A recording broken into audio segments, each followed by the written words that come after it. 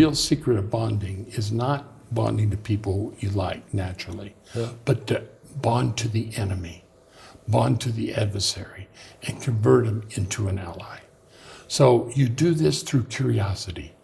I'm curious to know why you believe this, why you think this is so critical, or why we can't move forward.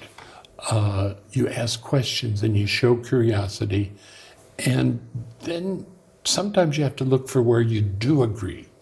Well, we agree on this, is that correct? And then you go back and forth between areas of agreement and areas of disagreement. The only thing that would mean stopping is if you can't find a common goal. So the common goal in a deadlock becomes the key to moving forward, at least in my view. There needs to be a common goal, otherwise there won't be a negotiation, right? No. And sometimes the common goal is we're both human. We both breathe. Pretty fundamental.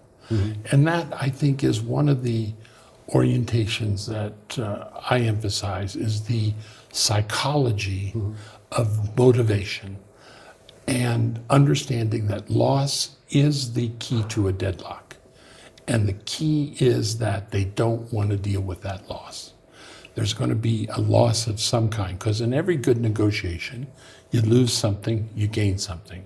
But if a person is not willing to face the loss, maybe it's just respect, maybe it's identity, maybe it's money, maybe it's whatever, that will be one of the keys to blocking the whole process.